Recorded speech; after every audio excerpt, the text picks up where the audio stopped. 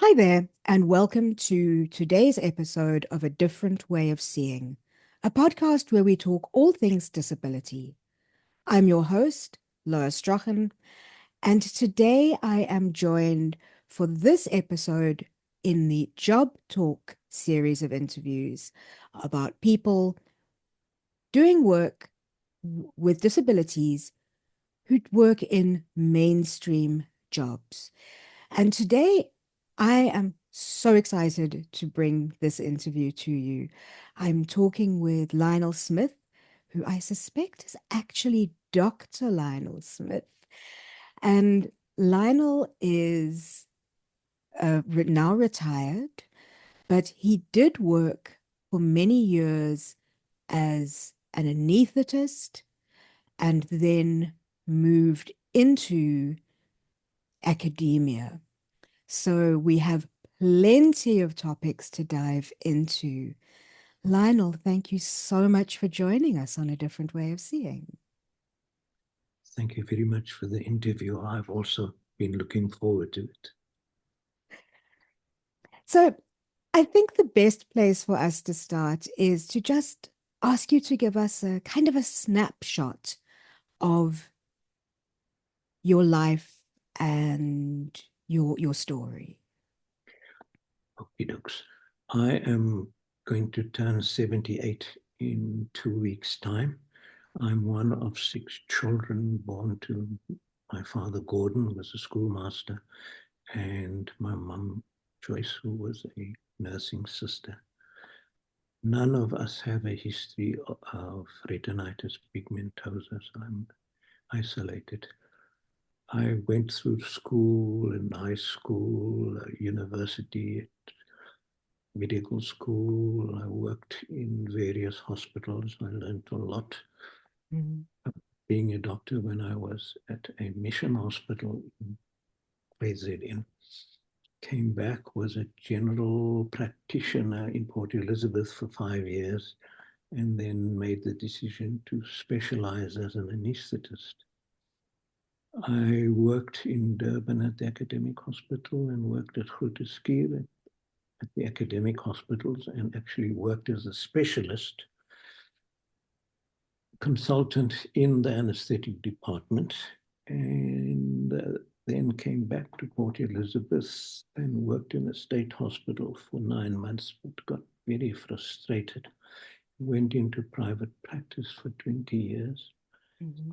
Always enjoyed teaching, so I retained a link with the state hospital in Port Elizabeth. It's called Livingston, where I taught the junior anesthetists and prepared them for an exam called the Diploma in Anesthetics. One evening, my ophthalmologist asked me to give him a lift somewhere, and we drove, and he went silent. When I dropped him at his destination, he said to me, "I think you must come and see me in my rooms tomorrow." I said, "Okay." I went and he said, "Look, man, you are not seeing certain things." I was very scared and I was worried when you when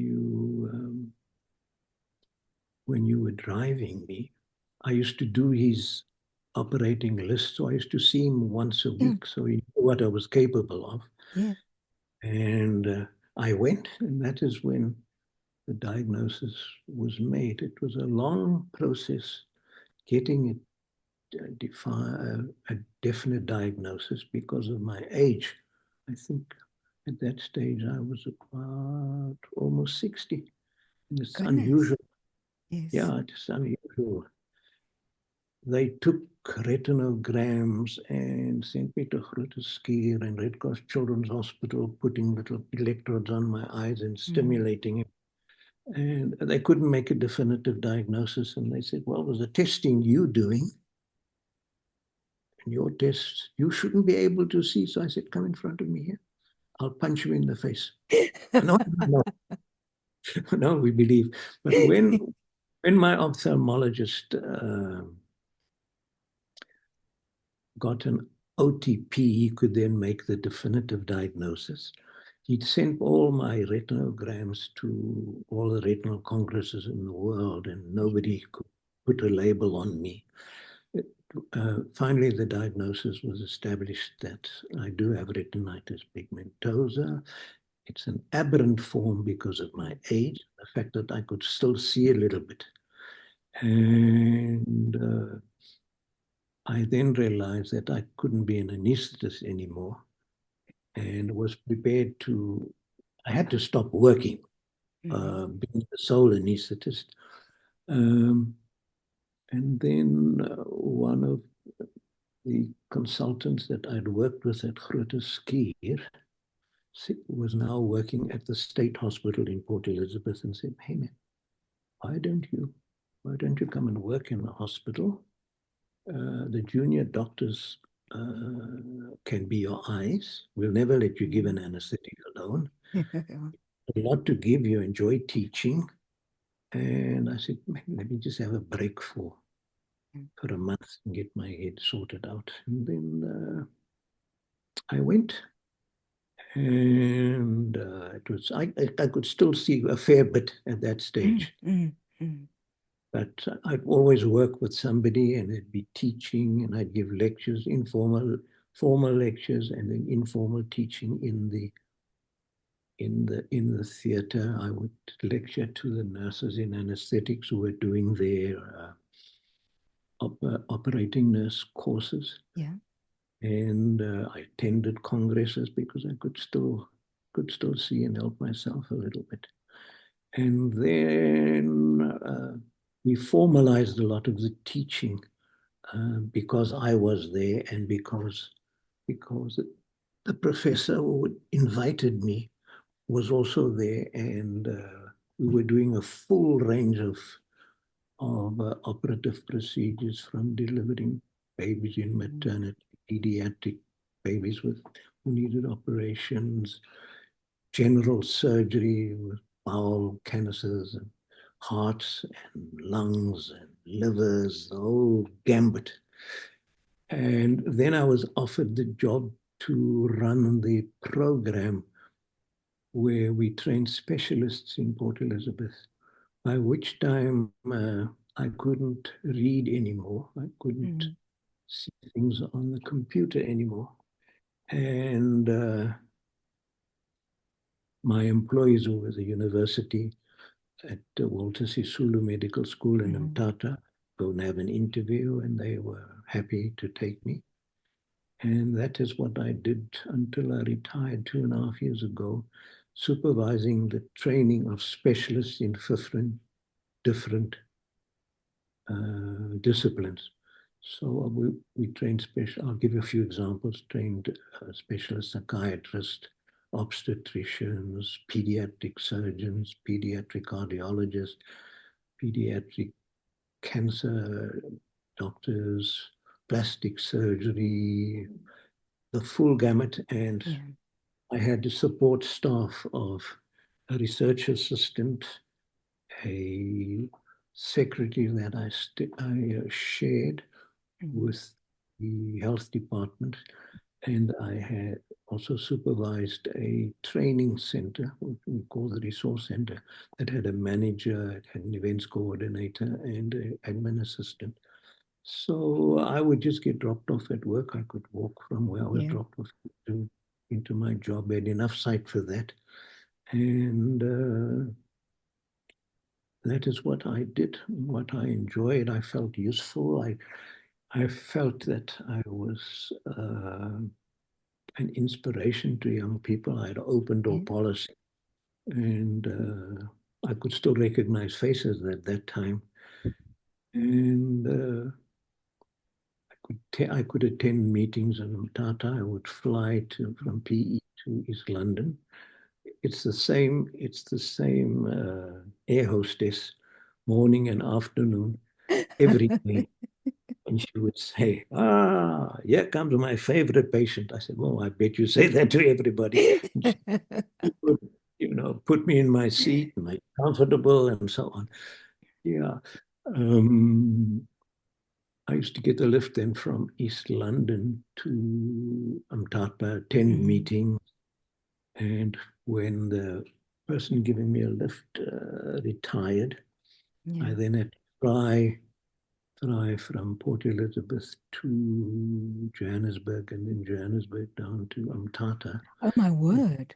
Yes, all with this limited sight. But of course, I would just say I'm a walk assist, you see. Yes, yes, And yeah.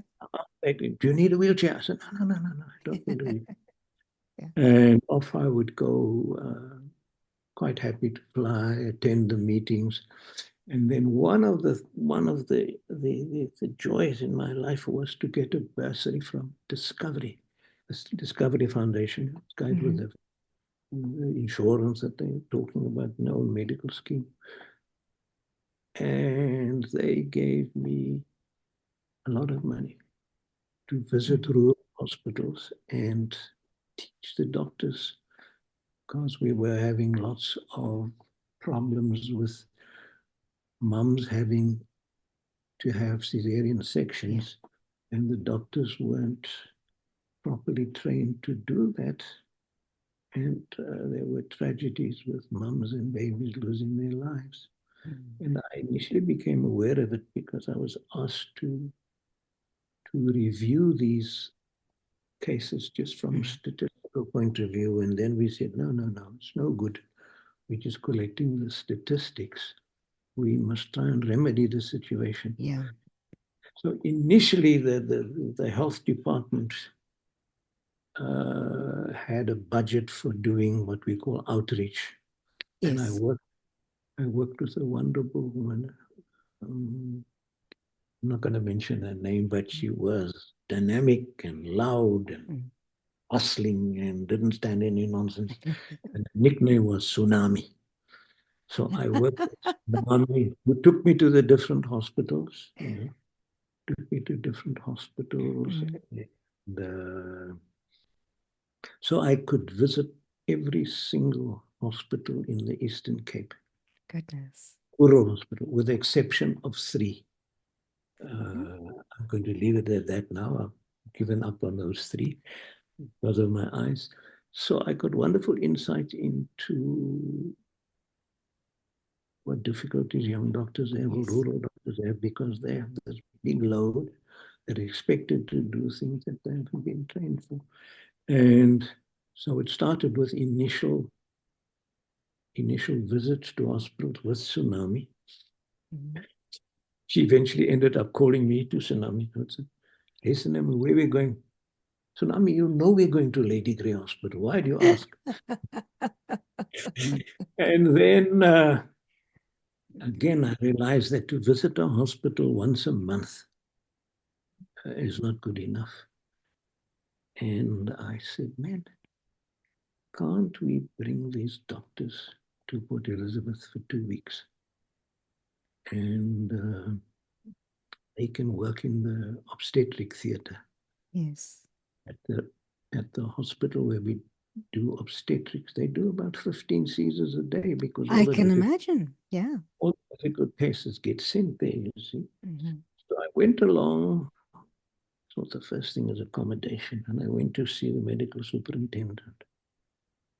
And he said, yeah, I've got accommodation for you.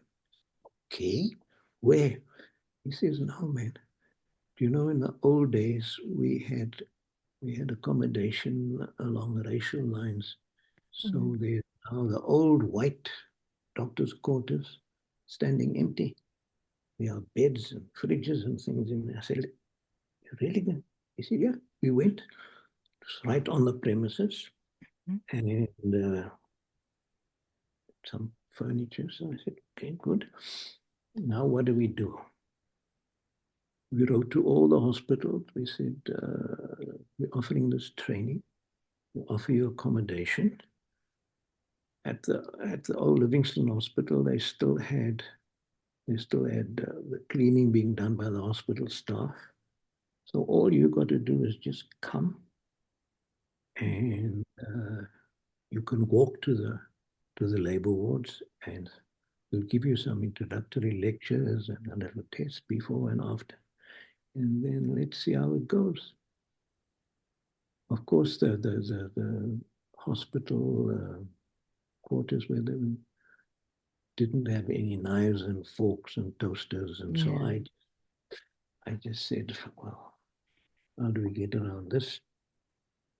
I took 1,000 rand of my money and we Mm-hmm. bought knives and forks and toasters, uh, clock radios that nobody could say we slept late.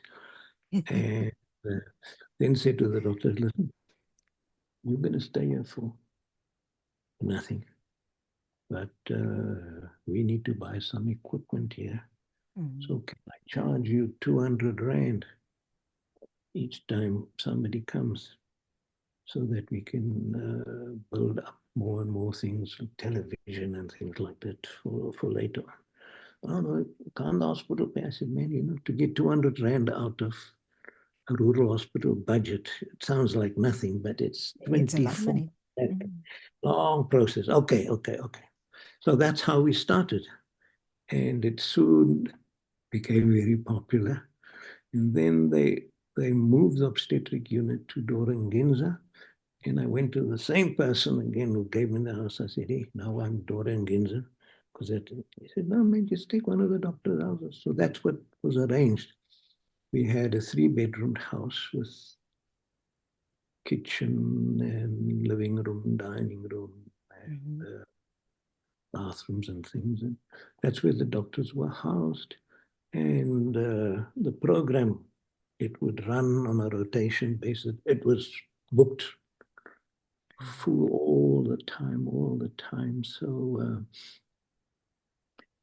and it really made a difference because with our training at the same time, the curriculum for the interns changed and they spent 2 months in the anesthetic department. Mm-hmm. So then you were teaching people to initially had some training and then it really took off. And so we could then offer ladies in rural hospitals some sort of assurance that the doctor was doing the anesthetic, uh, had some training that was reinforced by us, and we would also check up on our monthly visits. And then, of course, with a 2-year obstetric, 2-year course for interns, 4 months was in obstetric school. So most of the doctors could do a cesarean section. Yes. So that is one of the things I take pride in. The other is that I would meet people in hospital visits and they say,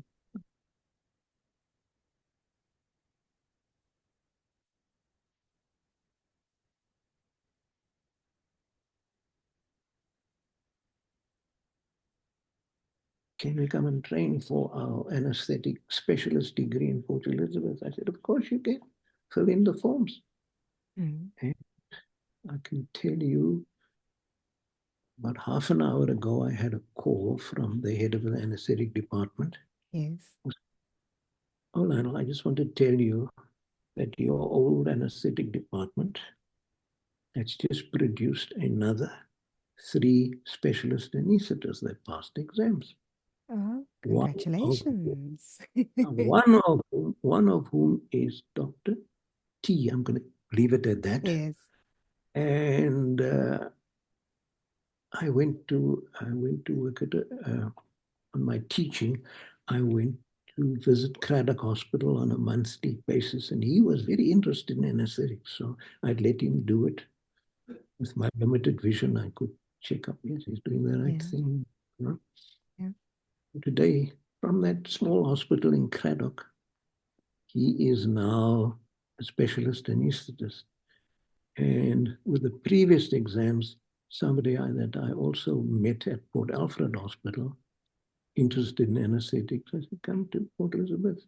He's now a qualified anesthetist as well, as are 2 other ladies that I met in a rural hospital in Mthatha.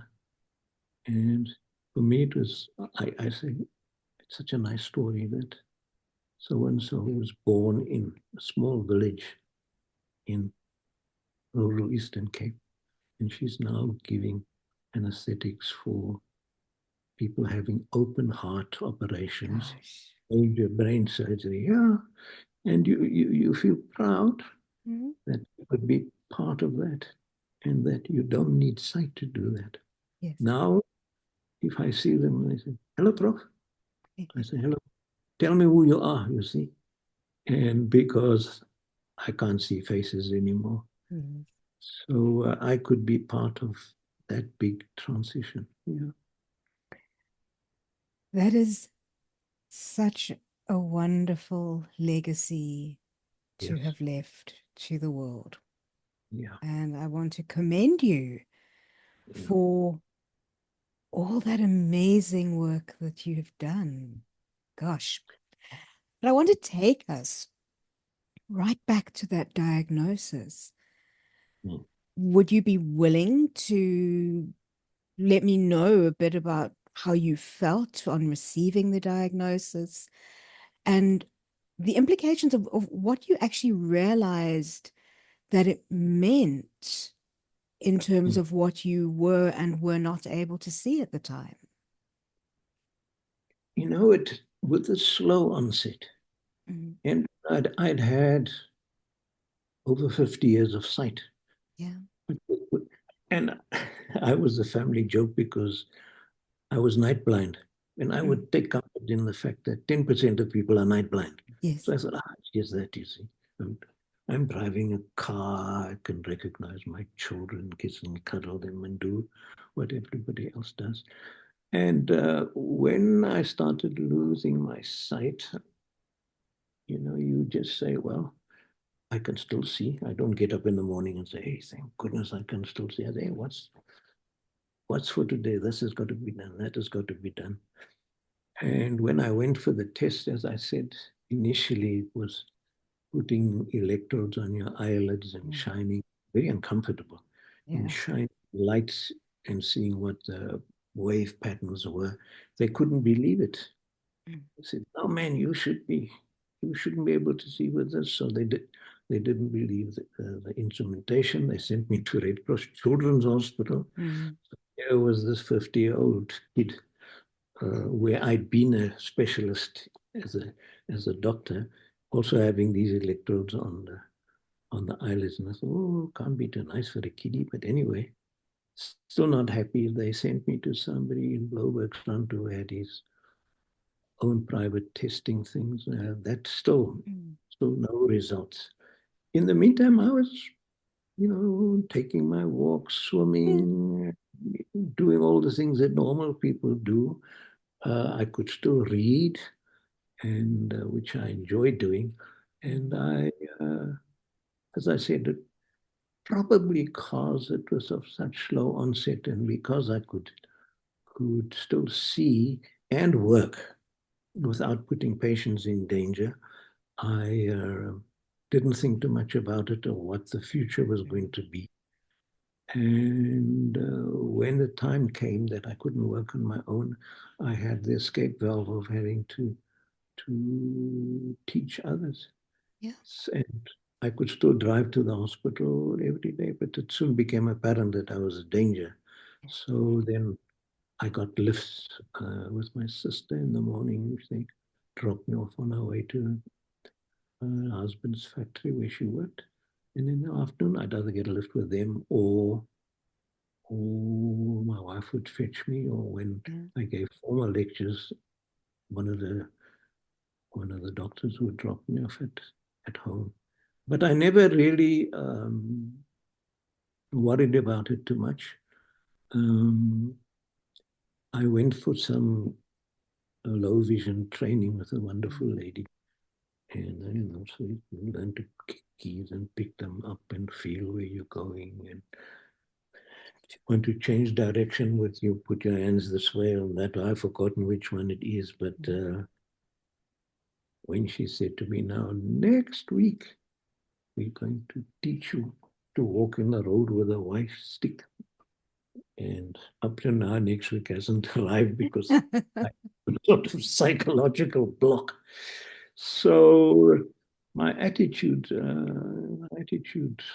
I think, was healthy. I had too much to do other. than with seeing things. I transitioned from reading books to audible books, Yeah. so I can still read and travel via my books. Uh, I have an Alexa. I can order audible books, but I have access to other libraries now, Yeah. and it's quite fun choosing books with my wife and my son, and who's now living with us, Mm. and my daughter who's in Australia, who's Gosh. got a master's degree in English. So I get a wide source of books, audible books that I can read. And I have a wonderful friend in Cape Town. We swap books. And so, with regard to my attitudes, I, uh, I do I miss anything? I'd like to see what people are talking about on the television. Uh, I'd like to. Cricket is one of my passions, so I'd like to see what was going on. If I sit a certain distance from the TV, I can see, but it's the commentary is better with a little bit of vision. But I've said, look, that's not going to happen. So I listen to the rugby, and I listen to cricket, and I listen to the news, and not too much these days because it's so depressing. Yeah. But I enjoy the Afrikaans radio with the stories and interesting topics, and the travel and music. So my taste in music vary from Mozart, Bach, Tchaikovsky to modern pop. Just don't like what is this? The rapping. Uh, I can't relate to that. I listen sometimes, and the words and are interesting, but if I had a choice, I wouldn't listen to that. And with that, my Alexa enables me, and my phone enables me to get whatever music I require Yeah. on Spotify. So I think I'm going in the right direction with regard to my attitude towards my sight that's declining. You are an inspiration for me, but I also met a man on the flight between Johannesburg and Umtata. And he was a director of the Blind Association for the whole of the Eastern Cape, and he was totally blind. And he's got a program, I believe it's called Jaws. And so he said, oh, I do everything on this program, and I can do graphs, and I can write letters. And well, good, there's hope for me. And so there you are. And the other inspiration for me is that I've joined a low visibility group, um, one of the townships where we're about 12 and getting more, where there are about 4 or 5 people who are totally blind. Yeah.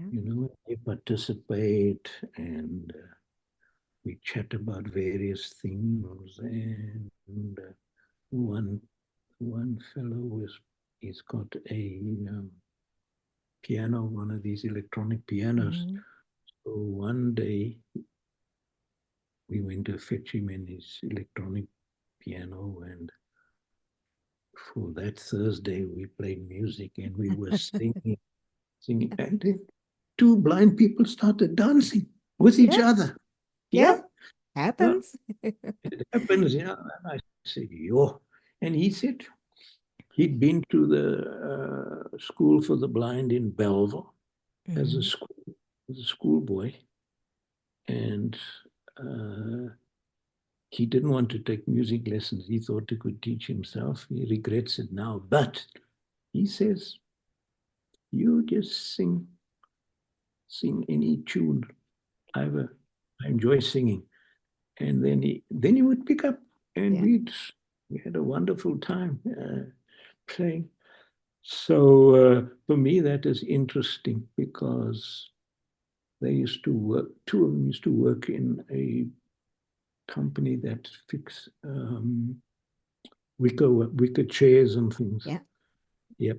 And I said, I've got a chair. I've got a peacock chair. He said, no, come and fetch me. So he came and brought him and put the chair there and felt and felt. And, oh, no, he said, this is an elementary problem. Just get this stuff,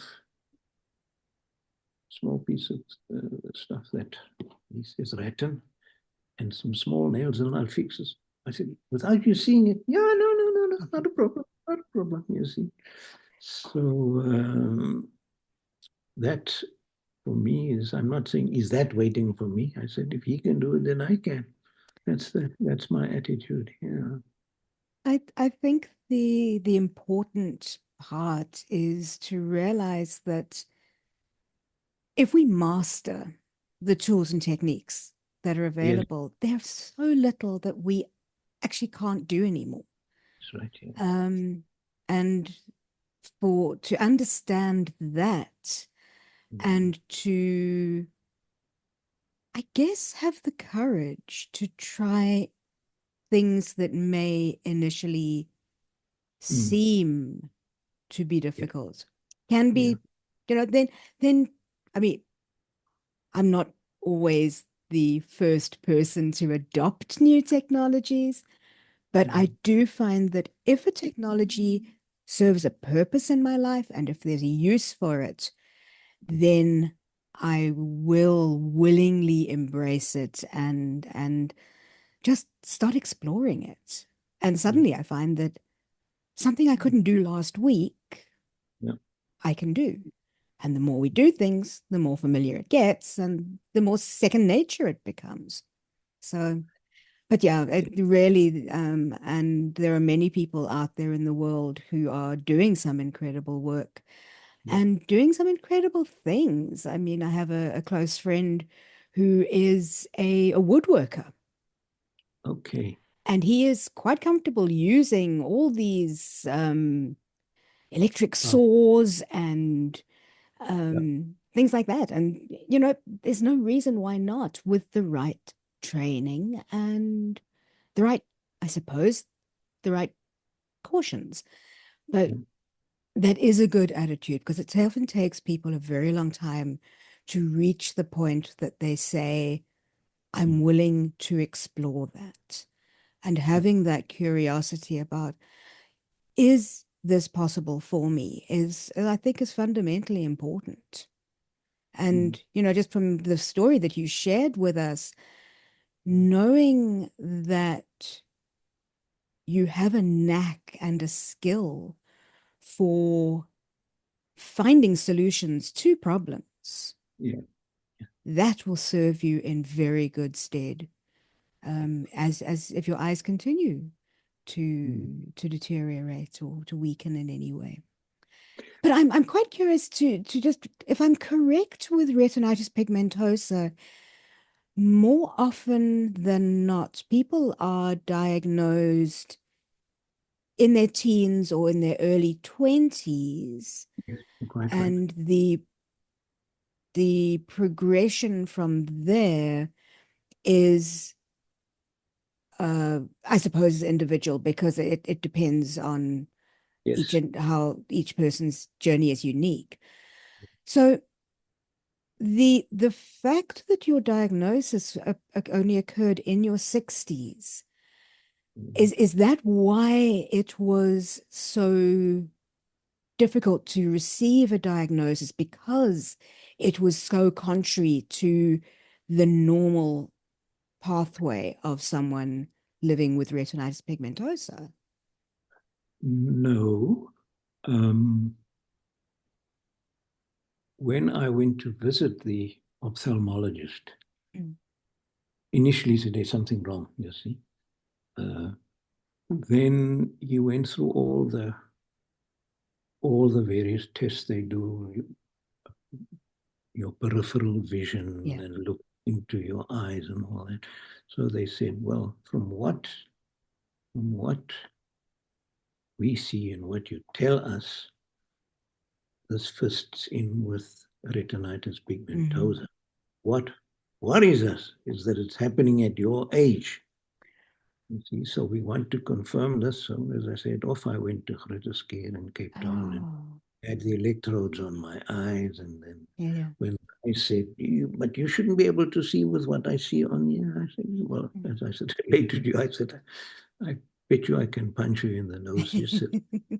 Then again, it was speculating. And I would say, what could cause it? And said, well, could be a virus. Or, we don't know.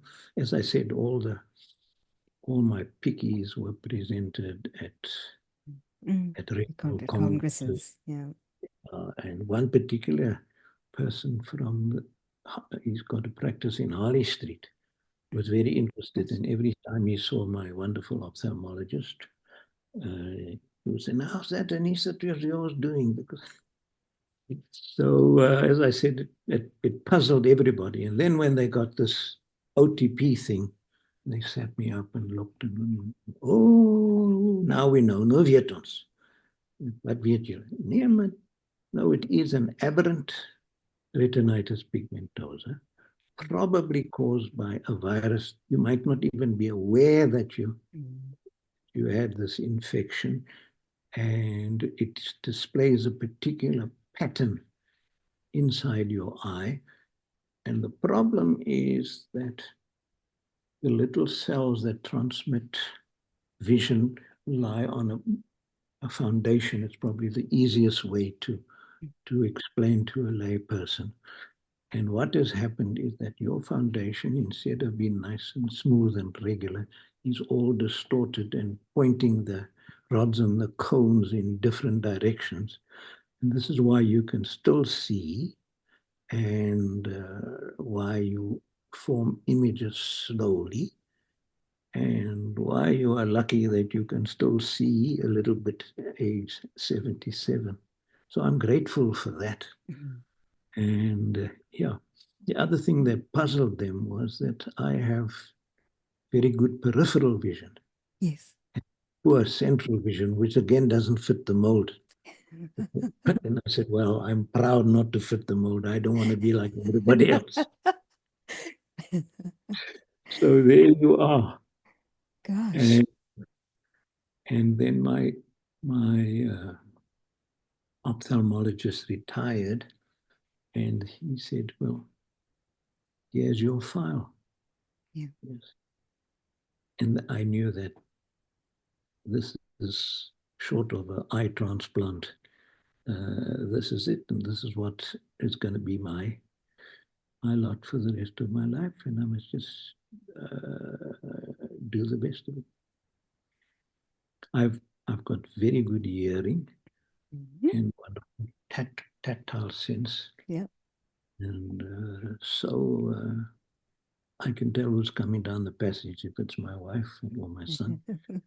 Yeah, and smell very good, and pretty great. One big one. I used to be an expert curry cook. Now I can't read the recipes anymore. I can't take out half a teaspoon of turmeric. And I said, it's fine. I had, when I still had, I've got a library of about 60 curry books. And I took out all the favorites, tried and tested, and I have them on computer, and I can send them to people who are interested in curries and get feedback and so on.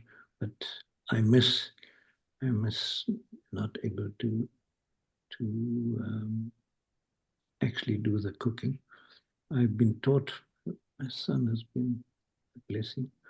He looks up all sorts of tricks that one can use during cooking, how to slice onions and potatoes and so on. So I offered to help, but he said, "Ah, man, you take too long. Come on, let's just get." And I just enjoy the meal. So that's, as I said, that's one part that I really miss. And but I can put in an order, and my wife or my son will cook that in the next 3 days. Well, I can tell you that I Mm. cook. I'm not allowed to cook curry at home because I make curries too hot, and so that Mhm. I can eat them, but my husband can't. But Okay. there is no reason Mm. why, first, that you won't be able to access your recipes with the Mm. right assistive technologies, and that you won't be able to cook because that is also something that is very possible. I cook all the Yes. time. Yes. So, you know, we Yep. need to chat offline Yeah. and after the call, and, let me see Mm. how I can help to give you little Yep. insights into some of the tools and techniques that I'm using, because we can get you making your curries again without any problems. So, You if haven't you asked have the me if I courage to wanted try, that. sorry, You haven't asked me if I want to. I said, if you are interested, you said it's a regret. So, yeah. Um, I said, no, there are disadvantages to have low vision. What's that? I said, I don't have to wash the car. I don't have to cut the grass. Don't have to do the dishes. Uh, yeah, but as I said, I lead a almost full life. Mhm. I've got supportive brothers and sisters, and my wife has been wonderful. And the son who's come back from Canada, he's been with us the whole year. He's also been very caring and assisting and so on. Mhm. Yeah. So there we are. Great. Well, thank you for sharing your life's journey with us. I'm just want to check through my notes and see if there's anything that we haven't really contacted. Um, Mm. I think the one of the things that I am curious about is you mentioned that while you were working and in the work that you're doing, that there were accommodations and people who were able to support and assist you, that you had a team who were able to serve as transport for you, provide you with transport, and to assist with things like that. But what were there other accommodations around the materials and around the process that you needed to make in order to do the work that you did? As I said to you, that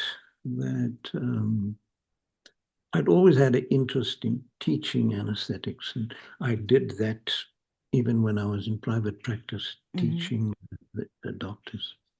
Um, the and when I went back from private practice full time to work as a hospital specialist, uh, I had eyes, and then the junior doctors that were put in with me, they were the expert eyes, Mhm. and the hospital, the Eastern Cape Department of Health, had a program where they would support specialists from the cities going into the rural areas.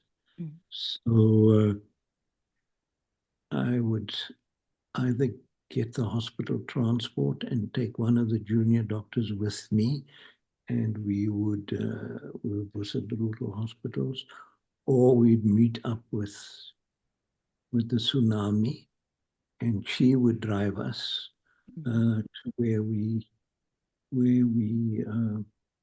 had to be.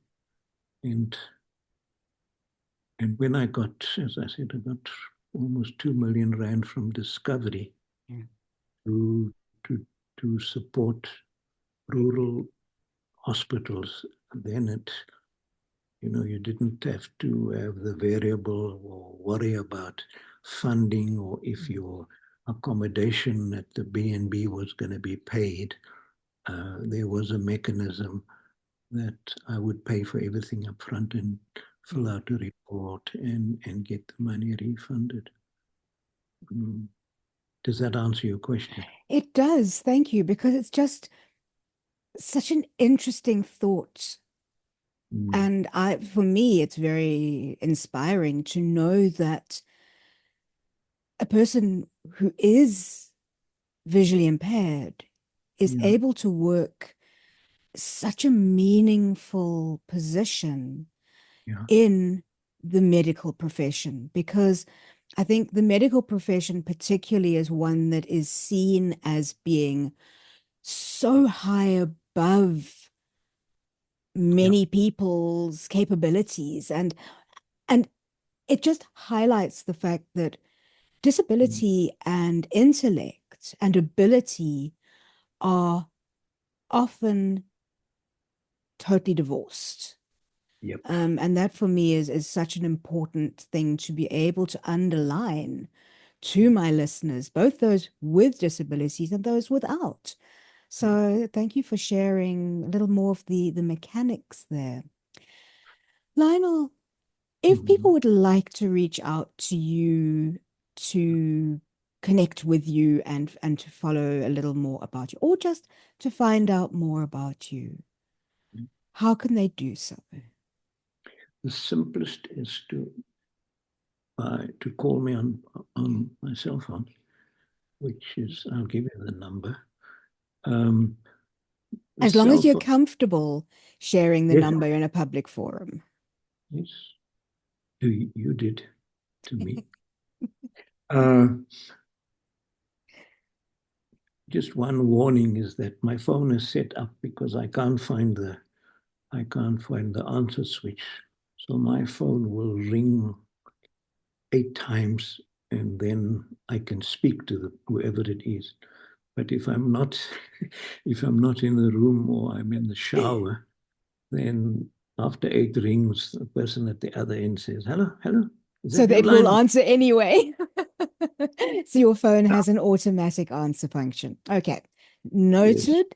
And if you don't, if there is nobody else on the other side of the line, when they yes, phone, it yeah, doesn't mean that yeah. you just not wanting to talk to them. It just means that you were busy with something else. Okay, so noted. Thank you. So I if can't, you'd I like can't to, even, I can't even switch off the people that I don't want to talk to. I would find that button first, and then secondly, my phone will say if you're in my contacts, it'll yes, say who's spoken. Otherwise, it's an unknown number. But I yes. I answer unknown numbers. It's usually people trying to sell me something. But explain who you are, then it's fine. I'm at peace with that. Okay, then if you feel comfortable sharing your number, please go ahead and do so, and I will also add it into the show notes that come with this episode. I know of one other doctor who had retinitis pigmentosa. Oh. And there's a syndrome where you get retinitis pigmentosa and deafness. Can you imagine that?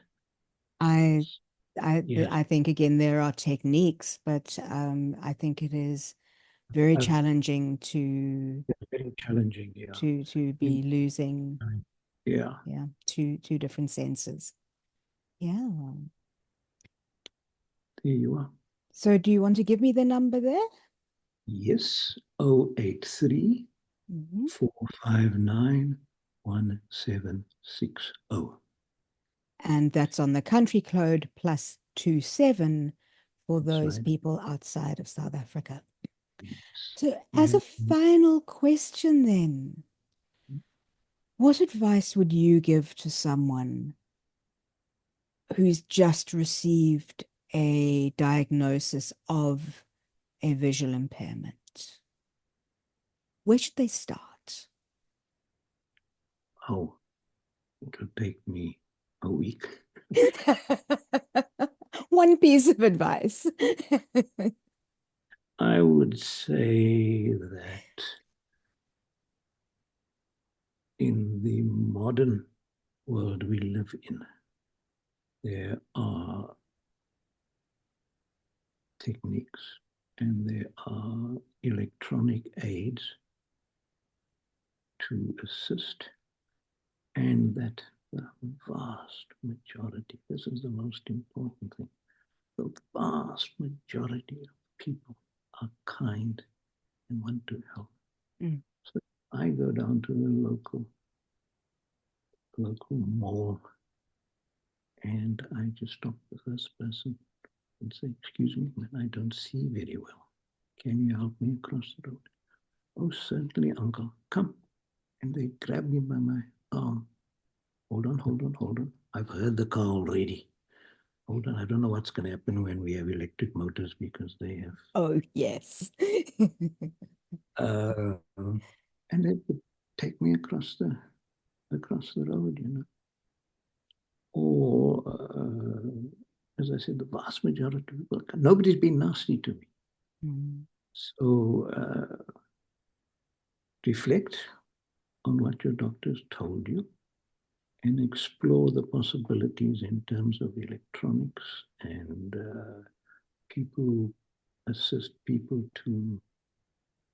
with disabilities, and don't run away if they offer to teach you how to walk with a white stick, and just accept that there's millions and millions of kind people who, if you explain your dilemma, will respond in a kind way. Lionel That's Smith, thank you mm, so much for joining us on A Different Way of Seeing. I've so enjoyed the conversation and learning a little of the incredible impact that you've made on the world. So thank you so much for joining us. thank you.